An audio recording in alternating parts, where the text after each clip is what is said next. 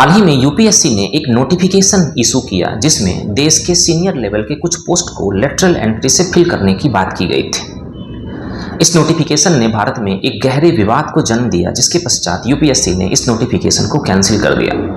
आज के वीडियो में हम किसी राजनीतिक मुद्दे को नहीं उठाएंगे, वरन हम point two point lateral entry को समझेंगे। हेलो फ्रेंड्स, मैं हूं अभिषेक सिंह और आप देख रहे हैं प्रशस्ति आईएएस एकेडमी। आइए इस वीडियो को स्टार्ट करते हैं।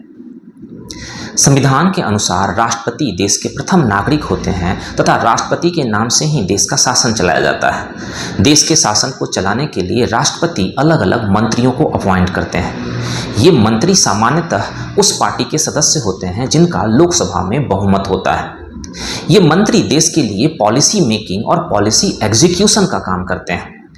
देश के लिए पॉलिसी मेकिंग और पॉलिसी एग्जीक्यूशन के लिए ये मंत्री secretary, joint secretary, additional secretary, directors इत्यादि की मदद लेते हैं।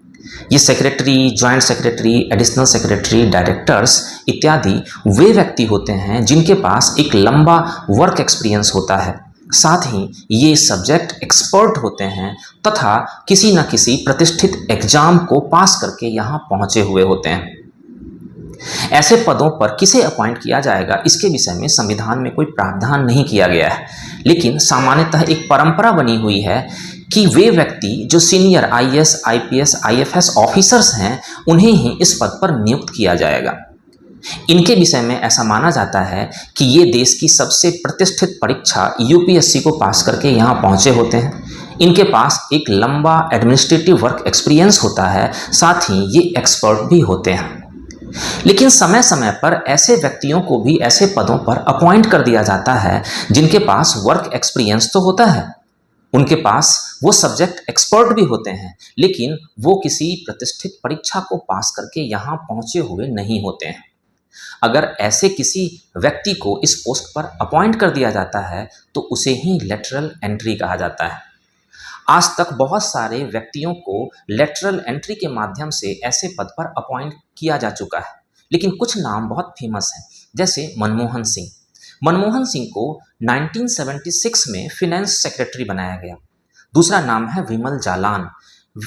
विमल जालान को 1991-92 में फिनेंस सेक्रेटरी बनाया गया। सतीश चंद्र मिश्रा 2004 से बसपा के चीफ एडवाइजर बने हुए हैं।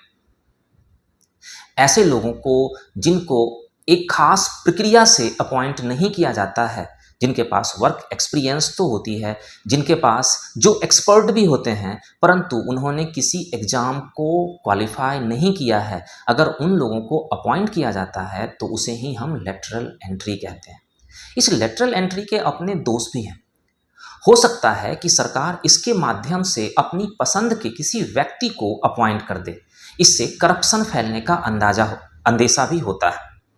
लेकिन इस लेटरल एंट्री के कुछ दूसरे फायदे भी हैं। इससे वे लोग भी ऐसे पोस्ट पर पहुंच सकते हैं तथा देश के लिए पॉलिसी मेकिंग कर सकते हैं जो किसी एग्जाम को जिन्होंने क्वालिफाई नहीं किया है, लेकिन जो एक्सपर्ट हैं तथा जिनके पास एक लंबा वर्क एक्सपीरियंस है। किसी भी टॉपिक के पॉजिटिव और नेगेटिव दोनों साइड होते हैं, लेकिन सरकार को यह चाहिए कि वह देश की जनता के मन में भ्रम या अंदेशा उत्पन्न ना करे। जनता को इस बात की क्लैरिटी जरूर होनी चाहिए कि किस तरह से सरकार काम कर रही है। ऐसे वीडियोस के माध्यम से मेरा यह प्रयास है कि आपके अंदर राजनीतिक मामलों की भी एक सही समझ विकसित की जाए।